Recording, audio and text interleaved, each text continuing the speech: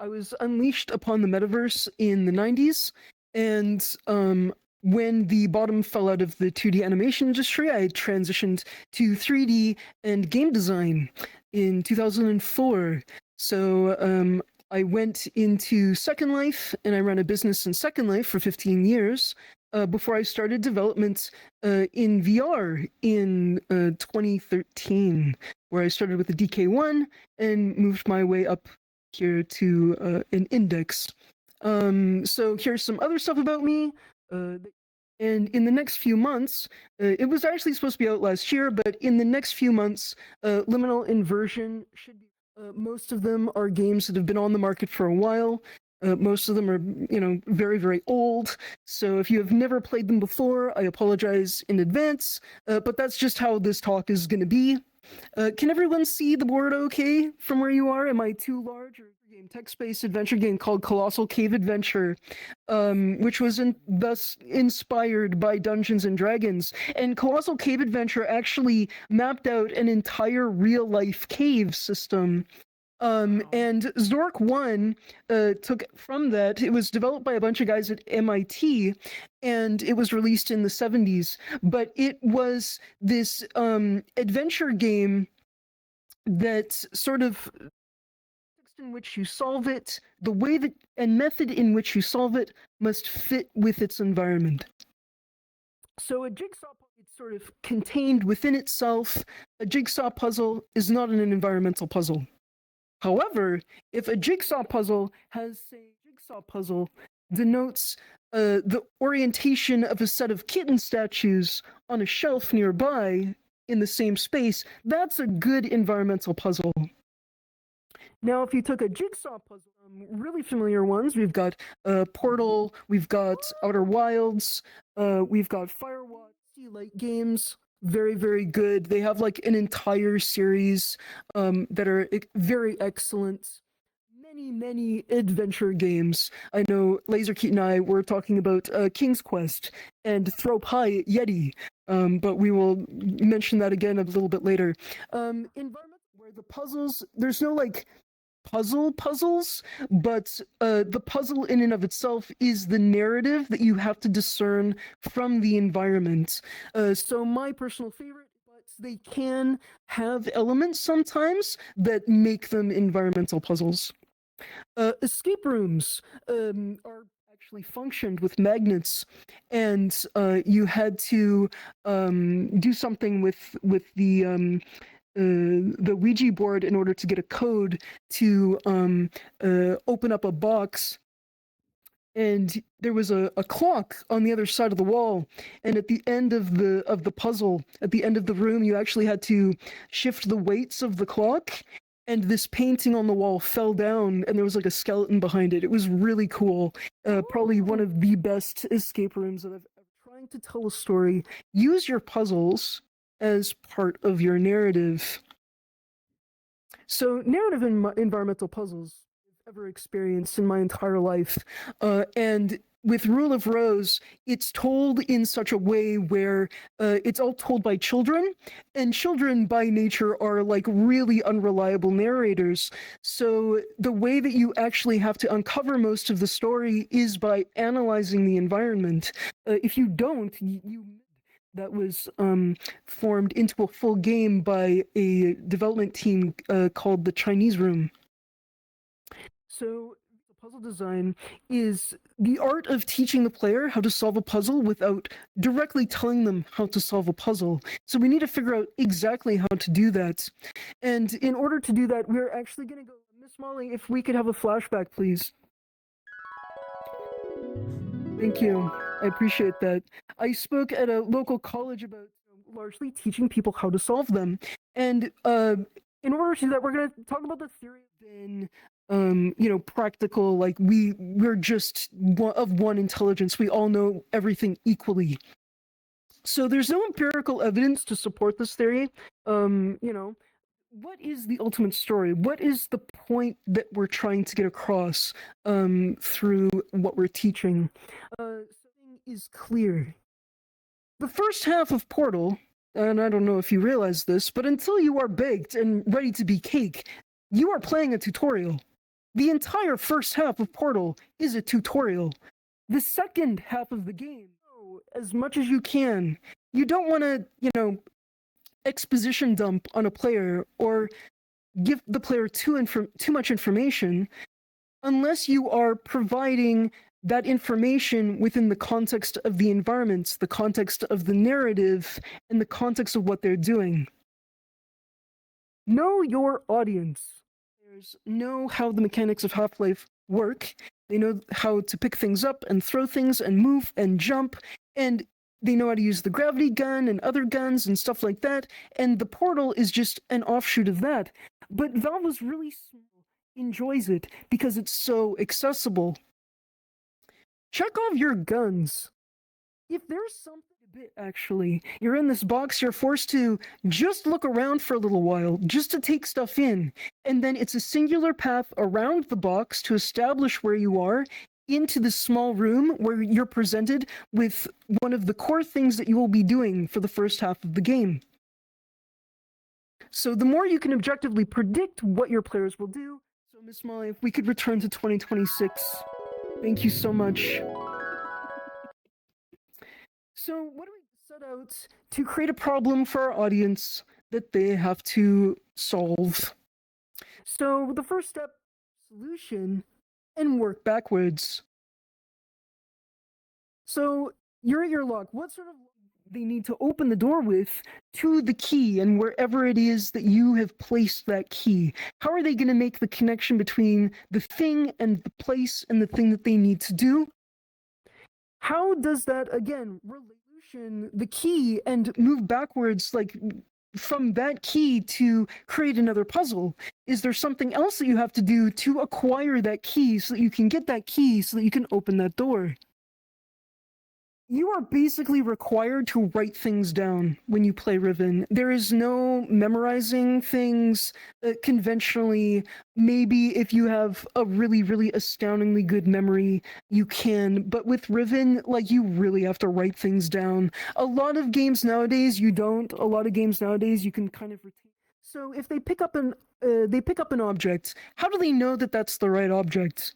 How do you tell them, without telling them, that that is the object that you need to open a door or activate an event? Is it a haptic feedback? Like, does your controller... And we'll go back into that. We'll touch on that in a moment.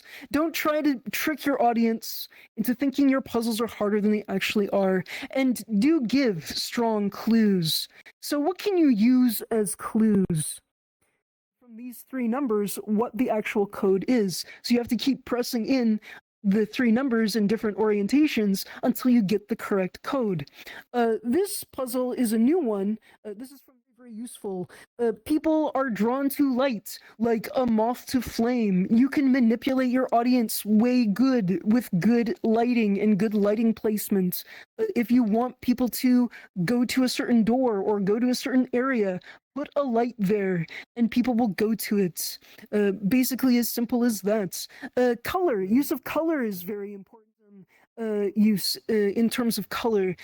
Color can mean a lot of things, and the most controversial thing about color in video games recently has been yellow paint in Resident Evil and Silent Hill 2 Remake, where white cloth denotes where you need to go or what you need to interact with, which this is something that's very important in higher fidelity games, because with higher fidelity games, you don't necessarily know what you can interact with. Everything kind of looks interactable.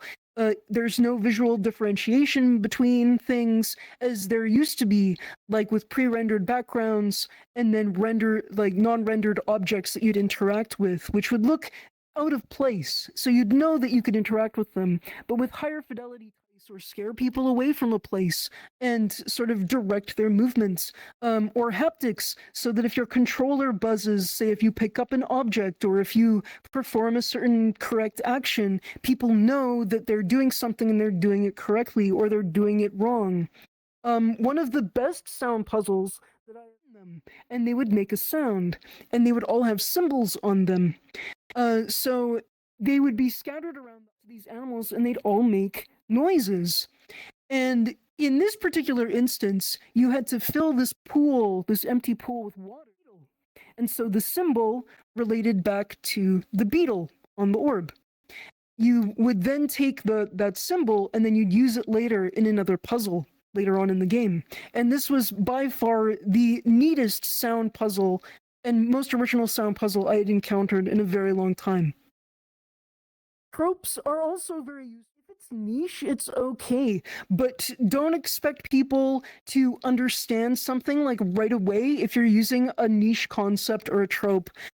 Make sure that difficult problems are difficult because they are challenging and not because you are making in which this is necessary or needed, especially if you are working as, say, a dungeon master, and especially if you're working as a dungeon master with a large group of players. So this is something when I was designing the block rooms for Liminal, for example, partway through the puzzle, I had the players ask the character for a hint. I predicted that either the players would, need the hints and they'd come seeking the hints, or they would brute force their way through the puzzle and solve it by accident. And if I didn't do some form of purposeful obscurity, they would go through it way too fast in an hour, and I wanted it to last at least a couple of hours and make sure that the people who were sort of lagging behind or not quite engaged could experience the puzzle as well. And as I predicted, they brute forced their way through it. They did not actually figure out how the puzzle worked, but I knew that they would either do that or brute force their way through it. And that gave people enough time, and they solved it at 2 hours right on the dot. So I was completely correct. So do not substitute for Liminal. There was like 15 people all running around trying to solve the same puzzle, and if there wasn't something put in place to sort of pump the brakes on that, they would have solved it in like, you can still use a red herring that is useless as a puzzle solution, but is great for a solution for a narrative idea. Again, use it cleverly. Do not overuse a red herring. Remember, I know that there was one particular person, I said I wouldn't use them as an example, but I'm going to use them as an example very briefly. Use my puzzle as an example. No, I'm just going to use a small part of it as an example, where if you put up on all of the computer screens that you can put in a password, let the players put in a password. Don't make it not do anything. For the love of God, make it do something. It doesn't have to be the solution, but make it do something. If the players are going to think that it's going to do something, make it do something. Escape room effect. So it encompasses the player, the entire environment, living reality. So it's even beyond the escape room effect. So more VR, more colliders, they can miss puzzles because everything can look interactable, and it's up to the developer to make sure that they are only interacting with things that they can interact with. In a real life situation in escape rooms, people are notorious for like sticking things in electrical sockets and things like that, things that you wouldn't do or need to do, ripping things off of walls. It's a similar problem in real life, but with far greater, more intense consequences. So mitigate these things carefully. Turn off visuals to mess with your audience if they're being naughty, especially if going out of bounds might break something. So we're going to go back briefly to 2015 again. If you could fire off that flashback, honey. Thank you. Back in 2015 again, I was designing a VR prototype for the Vive, and the development on this prototype began on the DK2. We did not have room scale VR. We barely kept our lunches in our stomachs as we were using the DK2 and experimenting with locomotion. We literally, because we were experimenting with locomotion, and it was very, very, very new. And the question was how to get people who have never been in VR before, never experienced VR, how do we get them orientated in VR and kind of recognizing what VR is as a space? We make it predictable for that we came up with at the time was to give them a familiar object that was interactable and behaved in a way that they would expect subconsciously, but not necessarily consciously. And what we came up with was a box of matches. Thing that they had to keep in mind. That was the only thing that they had to keep in mind. So we're returning to 2026 now. Flashback, please. Thank you. And so, how do we communicate Creator Jam public folder? We can provide that for you here. And Metaverse Academia is, of course, a resource of assets as well. AI use is okay for aesthetic or asset generation, but please use your meat brain for creating the puzzles. Don't go gung-ho asking ChatGPT how to make puzzles. It solve very well to that. Because generally when you are experiencing a horror experience, it's a solitary experience. Generally in horror games, you're usually by yourself. And that is a really good way to create problems, is by putting puzzles in a singular person's way. But in general, I do think that is a very strong component of it. As I mentioned during the talk, there is no empirical evidence that the multiple intelligences theory is actually scientifically correct, but it does seem to have merit. It does seem to have some. Hey, one question. I think a sensory input one that you would have on that would be. You can use subtlety as well to get a different sensation and a different impact on a player. Mm-hmm. D2. This is kind of a question, but I have not played it, nor have I seen any playthroughs about it. So I would say it's probably up there in environmental storytelling. And I've puzzles. heard that, yes. I'm not giving enough feedback, so not letting the players know that they've actually done something, I think is probably the most common thing. And of course, providing either too much information or too little information. And when I say too resonate, I would love to present that work, except I don't think it will work anymore. It is so old that it literally was programmed for the Vive years and years and years ago. We brought it around, or rather I brought it around Toronto and Vancouver and presented it on the Vive, and nothing else happened with it beyond that that you guys know of. But it's that original prototype I don't believe is playable anymore. Everything gets covered. Yes, if I go back to the Portal example, they do railroad you in the area. You're too focused and too busy learning about the environment to realize that you're being railroaded, but you are being railroaded for sure. Overdone? Do you think? It can be. I'll say yes, but it really depends on how you frame it. Because that could be a part of your game.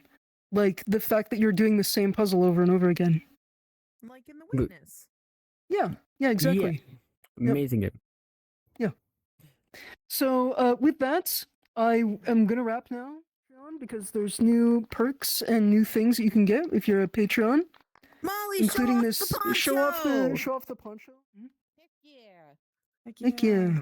Are we allowed to just break? Thank you, everyone. Yeah. Now you can break. Let's go. Flashback. Molly, before you end up getting into any conversation, Yes. can Let me reset I my take a screen. picture of your face?